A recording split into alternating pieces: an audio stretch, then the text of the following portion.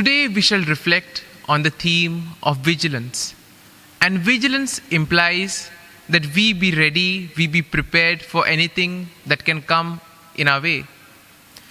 And therefore, as we see sometimes, we are so occupied with what we are doing, we are so distracted with our work, with other things, that it is very difficult to concentrate on things that really matter.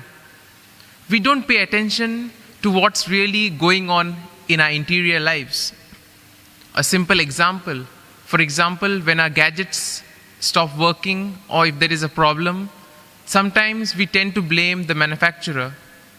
But most of the times, the damage could have been because of a lack of maintenance.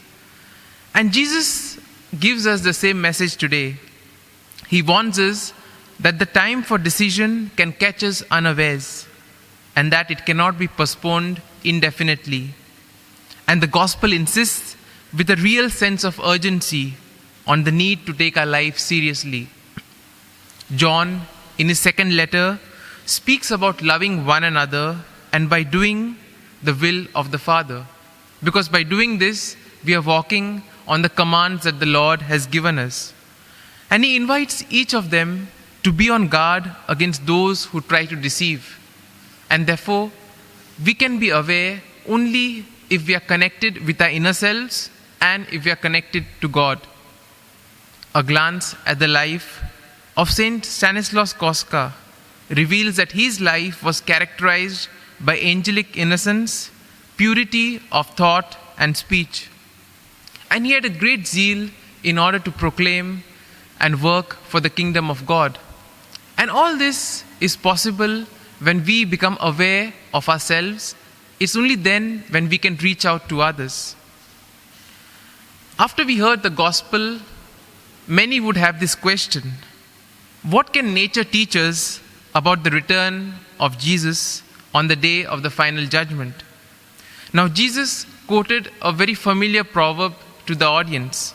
He said, "Where the body is, there the eagles or the vultures will be gathered around." And as we know, Jesus would take these small examples from day-to-day life to explain things to his people. And we all know that eagles, like vultures, are attracted to the carcasses of dying animals. They swoop down to catch their prey, especially if they know that the prey is exposed and vulnerable. And therefore, sometimes when the animal is weakened or is in a position that it cannot defend itself, they become easy targets for the vultures and for the eagles. And similarly, Jesus wants to tell that we too, if we don't take care of our spiritual life, if we don't take care of our interior selves and prepare for the coming of the Lord, on that day of judgment, we too will be like the animals that are weak, that cannot defend themselves, and we will become easy prey for the forces of evil. And the point of this analogy is the same. Those who have rejected God and have refused to believe in the Son of God will perish on the day of judgment.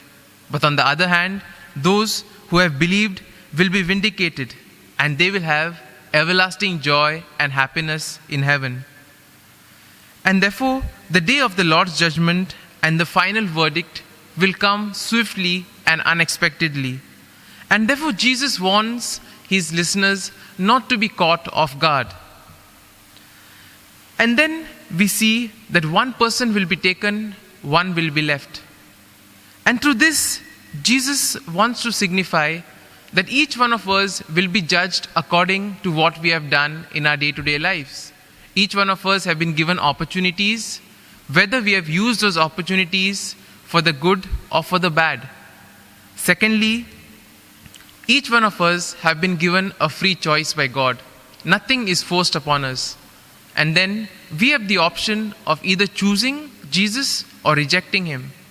And those who choose Jesus and follow his commands will receive eternal life and happiness, whereas the others will perish. And therefore we see that it may be frightening to listen to such things in the gospel, but Jesus doesn't want to frighten us. It is out of his love that he wants to warn us, so that at least by this warning, we can change our lives. As I had said a few days earlier, It is not too late. There is still time. But what's important is that we look into our interior selves, look at the areas which require growth and grow in them. And therefore we see the stories of Noah and of the flood and of Lot and the destruction of Sodom were part of the folk memory of the people. They knew these stories very well. And therefore Jesus used these stories to help the people to become aware of their own situation. So today, in a very special way, let us pray that we too may get the grace from God to look into our inner lives, to check the areas where we need growth, and most importantly, to make an effort to grow in those areas. Amen.